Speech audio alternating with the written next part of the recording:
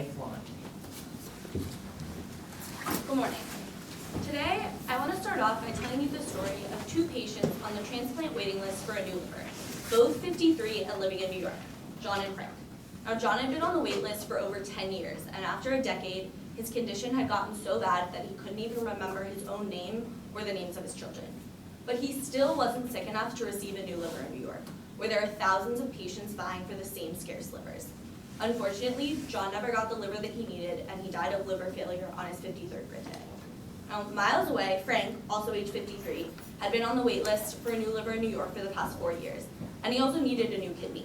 However, based on the advice from a friend, he moved to Florida, which is privileged to some of the highest donation rates in the country, and he joined a new wait list. 14 days later, he received a new liver and kidney. Unfortunately, this kind of inequity with regards to organ allocation is not at all uncommon, and on average, 22 people die each day waiting for an organ transplant. Now, this is largely due to the vast imbalance between the supply and demand for organs, but it also has a lot to do with the organ allocation strategies. So, the US is currently divided into 58 territories for transplantation purposes, each with its own supply of organs and demand for surgeries. And the current allocation strategies mandate that organs are first offered to local recipients within a given territory before broader regional and national sharing. And because the demand for organs far exceeds the supply, normally a local recipient is found, and so organs rarely are exported across regional boundaries. And ground transportation is usually an adequate means of transportation for most organs.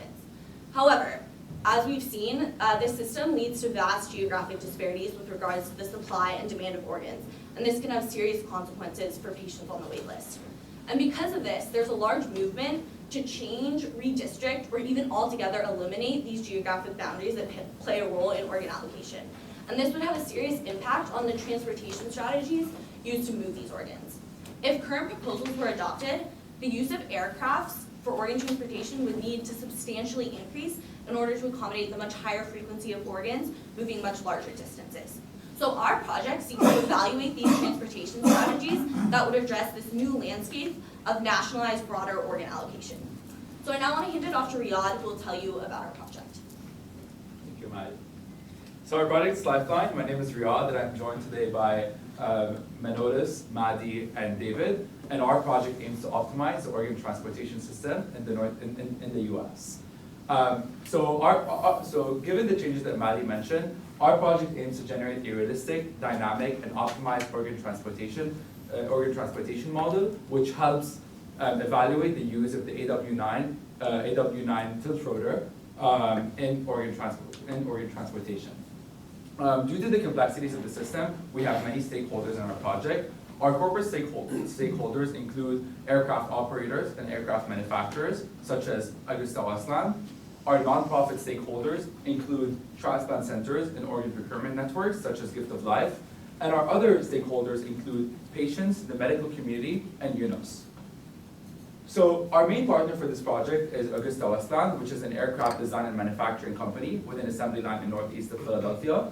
AgustaWestland's most recent product, the AW609 tilt rotor, is a hybrid between a fixed wing and a fixed wing aircraft and a helicopter. It has the capability of flying at twice the speed as a normal helicopter, and also has vertical takeoff and landing capabilities.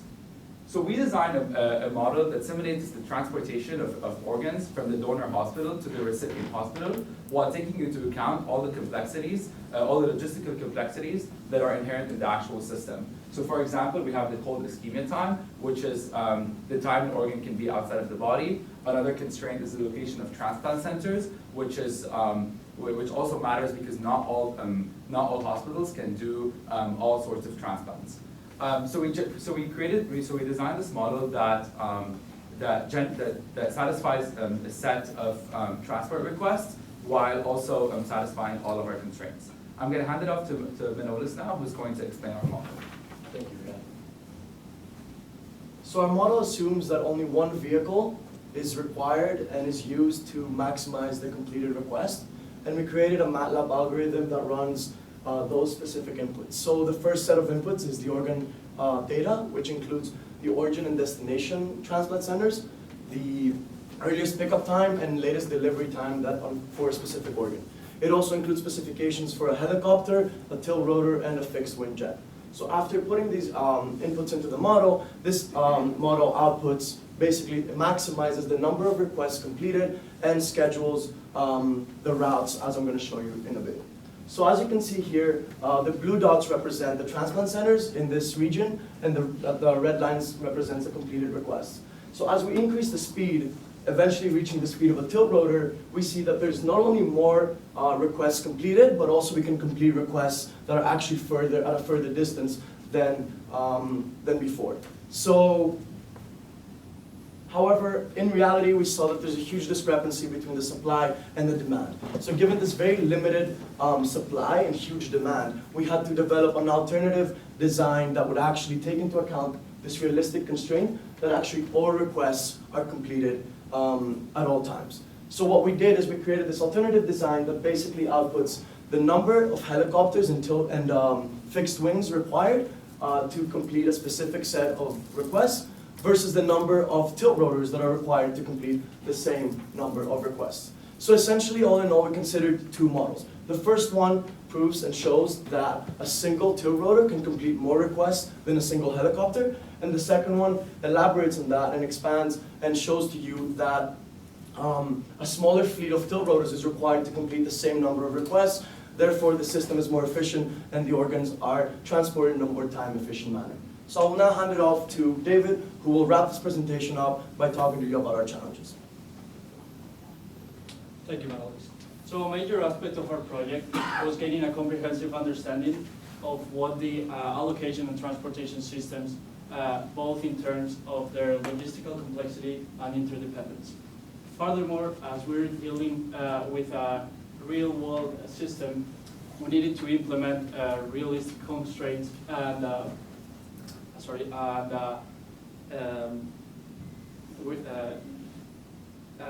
realistic constraints. As for our future steps, the current trend towards redistricting the organ allocation regions will lead to an increase in air transportation, which could potentially require air vehicles to become the most dominant mode of transportation.